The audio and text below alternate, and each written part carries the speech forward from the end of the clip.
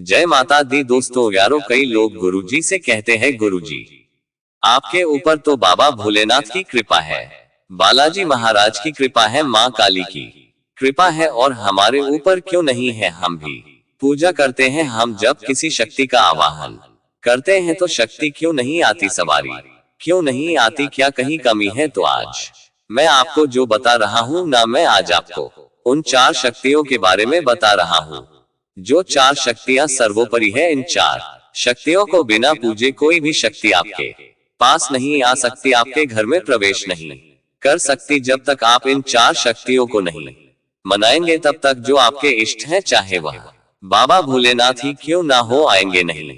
आपके पास माँ दुर्गा हो वो भी नहीं आएंगे, माँ काली हो वो भी नहीं आएंगे, भैरव बाबा हो, कोई भी देवी देवता हो, कोई ग्राम देवता क्यों ना हो, अधिकतर बच्चे इन 4 शक्तियों को नहीं पूछते। आज एक वीडियो मैंने डाली थी जिसमें भोग मैंने आपको बताया था कि भोग कैसे देते हैं देवता को, उसमें मैंने बोल बोल के आपको बताया ये भोग किसका, ये भोग किसका है। वह वीडियो आपने नहीं देखी तो भक्ति में शक्ति 8824 चैनल पर वह वीडियो है लाइव, भोग देवता को कैसे दे हनुमान चालीसा सिद्धि, ठीक है। वह वीडियो देख लेना तो वह समझ जाओगे। आपके वो वीडियो आपको मैंने दिखाया है लाइव करके, आपको समझ जाओगे कि हाँ कैसे। इस वीडियो को सुनने के बाद ठीक है, अब मैं आपको बताता हूँ वो कौन सी 4 शक्तियां हैं जिन 4 शक्तियों को मनाए बिना आपके पास आएंगे ही नहीं, चाहे कितना ही आह्वान कर लो।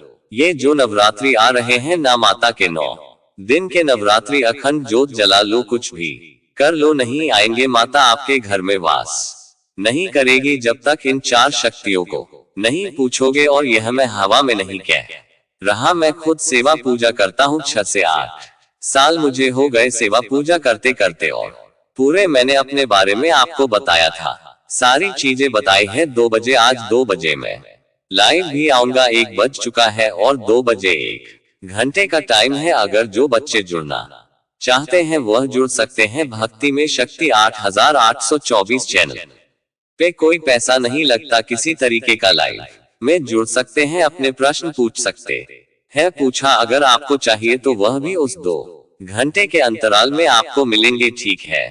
तो मैं आपको बता देता हूँ कौन सी वह 4 शक्तियां हैं, वीडियो को ध्यान से सुनिए।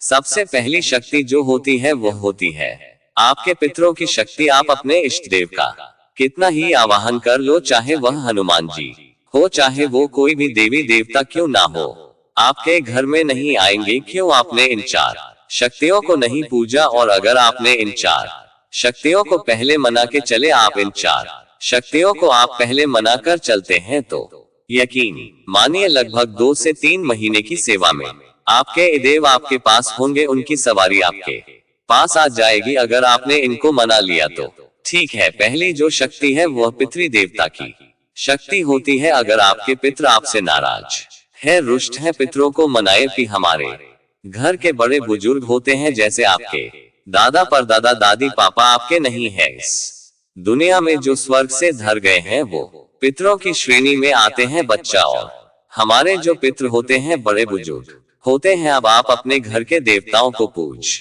नहीं रहे हो, अपने माँ बाप की सेवा कर नहीं रहे हो आप, और किसी बाहर के व्यक्ति की सेवा करोगे तो क्या वह व्यक्ति, पहली बात तो वो व्यक्ति क्या बोलेगा कि तू अपने माँ बाप की सेवा नहीं करता, मेरी क्या करेगा। तो पहली बात तो ना वो प्रसन्न होंगे, ना वो प्रसन्न होंगे। तो पितृ जो होते हैं वो आपके घर के मुख्य देवता होते हैं, बच्चा। उनको बिना पूजे कभी भी शक्तियां नहीं आती, इसलिए अपने पितरों को मनाकर चलना चाहिए। आपके जो पी है, अभी पितृपक्ष भी शुरू होने वाला है, और पितरों से संबंधित बहुत सारे जो उपाय हैं मैंने बताए हैं, जो पितृ दोष से संबंधित है कि पितृ दोष को कैसे आप खत्म कर सकते हैं। तो पितरों को पहले बनाना चाहिए। आपके घर के मेन मुखिया होते हैं आपके पितृ, उनकी आज्ञा के बिना आपके घर में कोई शक्ति प्रवेश नहीं कर सकती। अगर आप किसी बाहर के व्यक्ति को अपने घर में प्रवेश कराओ, घर में लेकर आओगे, जब तक आपके माँ बाप नहीं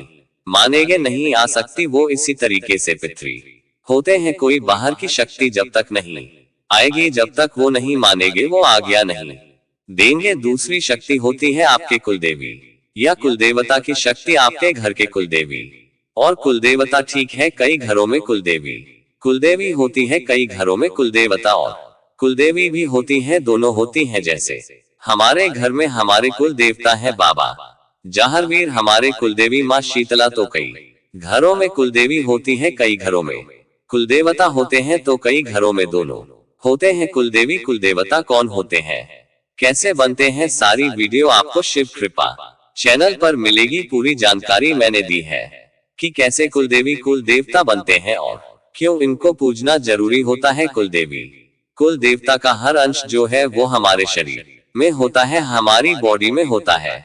उन्हीं के आशीष से हमारे घर में जो है संतान प्राप्ति है, और हमारा जो घर परिवार है, परंपरा जो हमारी चलती है, बेल चलती है कुल की, वो उन्हीं के आशीर्वाद से चलती है। और उन्हीं के आशीर्वाद से हमारे घर में सुख समृद्धि होती है। तो हमारे घर के कुल देवी देवता जब तक प्रसन्न नहीं होंगे तब तक कोई शक्ति आपके घर परिवार में नहीं आ सकती। ठीक है, तो दूसरी शक्ति ये है, तीसरी शक्ति मैं आपको बता रहा हूँ। कौन सी तीसरी शक्ति है, वो खेड़ा बादशाह, जिसे हम खेड़ा चौरा खेड़ा बादशाह कहते हैं, गाम खेड़ा कहते हैं, भूमिया भी कह देते हैं, कई जगह पर भैरव बाबा भी कह देते हैं, और कई घरों में कई लोग पीर भी कह देते हैं, वीर भी कह देते हैं। तो जो खेड़ा देवता होते हैं, नगर खेड़ा होते हैं, यानी कि आपके गांव के, आपके नगर के जो बादशाह होते हैं। अब वो आपको और ज्यादा तरीके से बताता हूँ। होता क्या है कि हर गांव में, हर नगर में एक, हर नगर हर गांव का एक देवता होता है। उस बसने से पहले उस गांव का एक देवता जरूर होता है, जो उस गांव की रक्षा करता है, दृश्य रूप से या अदृश्य रूप से। अब तो कॉलोनियां कट रही है, तो कॉलोनियों को भी आप मान सकते हैं, क्योंकि कॉलोनियों का भी एक देवता होता है। ठीक है, तो उस गांव का एक देवता होता, पर्टिकुलर देवता। अगर कोई पूछते हैं जब भी, और नहीं पूछते जब भी, ठीक है। और इनका भोग, अगर उनका स्थान नहीं होता हमारे यहाँ, तो स्थान है तो जो शमशान जगह होती है, वहां पर इनका भोग दिया जाता है। जहां पर कोई आता जाता ना हो, वहां पर इनका भोग दिया जाता है।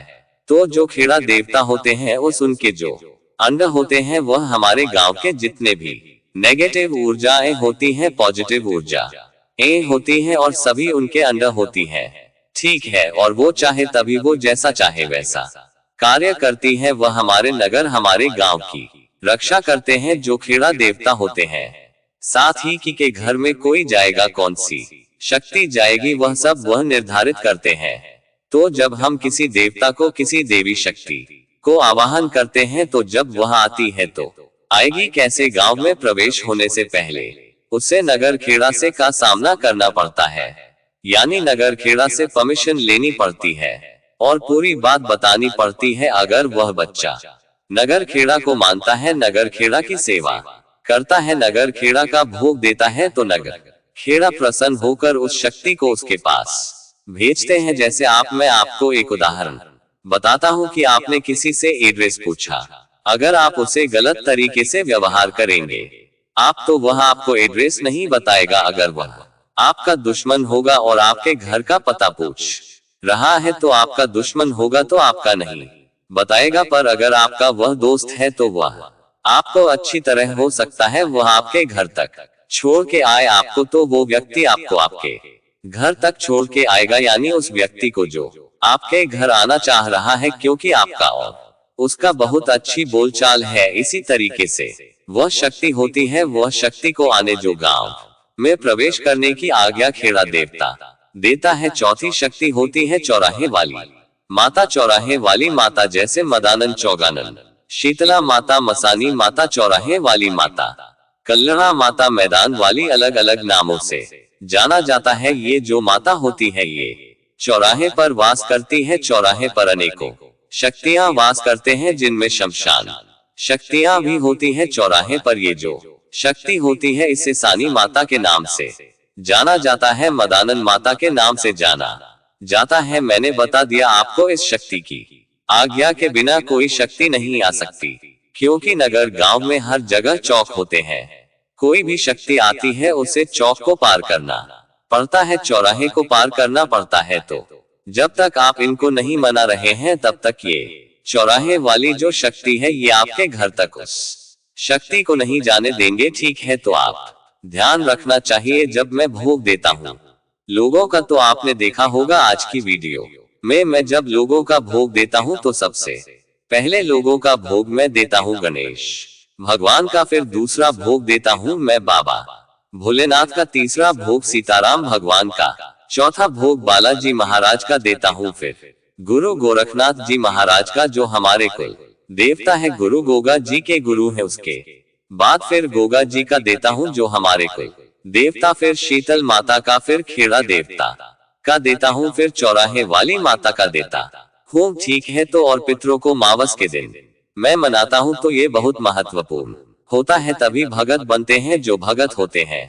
तभी उनके पास शक्तियाँ होती हैं। तो ये बहुत ही गहरी बात होती है जो कोई नहीं बताता, मैं आपको बता रहा हूँ। इसलिए भोग देना शुरू कीजिए, मनाना शुरू कीजिए, वह शक्तियाँ आपके पास आएंगी। और मैं जो हूँ चौराहे वाली माता के दरबार में भी जाता हूँ, मसानी गुड़गांव में उनका दरबार है और वहाँ भोग भी लगा के आते हैं। तो वह प्रसन्न कर रखना इनको बहुत जरूरी है। बाकी हम मिलते हैं अगले वीडियो में। अगर आप सब हमारे चैनल भक्ति में शक्ति 8824 पर पहली बार आए हैं तो अपने इस चैनल को सब्सक्राइब जरूर कर ले। धन्यवाद।